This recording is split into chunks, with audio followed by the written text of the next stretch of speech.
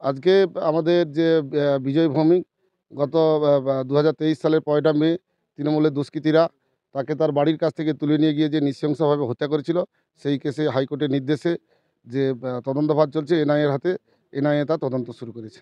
আচ্ছা, আগেও তো এনআইএ টিম এসেছিল, তদন্ত করেছে। আজকে আবার এনআইএ টিম এলো। তদন্ত প্রক্রিয়া নিয়ে কি বলবেন? ঠিকঠাক কি তদন্ত চলছে?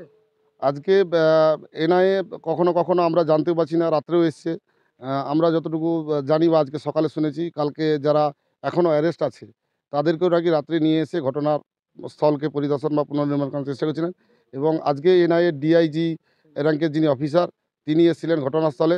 ঘটনাস্থলে এসে বিজয়বাবুকে কীভাবে খুন করা হয়েছে, কোথা থেকে কীভাবে তুলে নিয়ে গেছে, সেটাকে একটা পুনর্নির্মাণ করার চেষ্টা করেছেন। আপনারা কি মনে করছেন, এই এনআইএ তদন্তে কি আপনারা সঠিক বিচার পাবেন?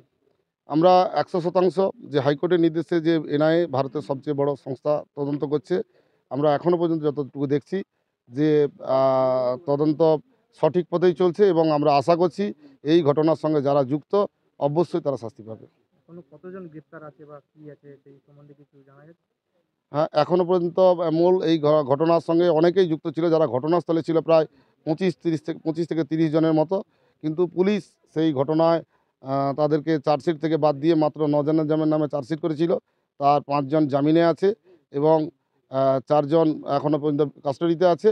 এবং যে সমস্ত আসামিরা বাইরে আছে তাদেরকে, এবং যারা এই ঘটনার সঙ্গে যুক্ত নয় কিন্তু ঘটনার পেছনে যারা নেতৃত্বরা আছে তৃণমূল কংগ্রেসের, অমিতাভ ভঞ্জ, শাহজাহান সহ আরও যারা আছে, তাদেরকেও এনআইএ বিভিন্ন জায়গায় ডাক করছে। কেউ উপস্থিত হচ্ছে, এখনও পর্যন্ত কেউ উপস্থিত হয়নি, এরকমভাবে আমাদের কাছে খবর আছে। আপনার নাম ওই থেকে আমার নাম উত্তম সিং, আমি ভারতীয় জনতা পার্টি ময়না মণ্ডল 3 সভাপতি। নিজের বাড়ি মানেই মাথার উপর নিশ্চিন্ত ছাদ। ছাদকে রক্ষা করুন রোদ বৃষ্টির যাবতীয় প্রকোপ থেকে। আপনার বাড়ি নতুন হোক বা পুরনো, পেন ডক্টর লিগ গার্ড ভ্যাকসিন, যা প্রিমিয়াম ওয়াটারপ্রুফিং সার্ভিসের মাধ্যমে বহু বছর সুরক্ষিত রাখে আপনার ছাদকে। বিশদে জানতে এখনই ফোন করুন।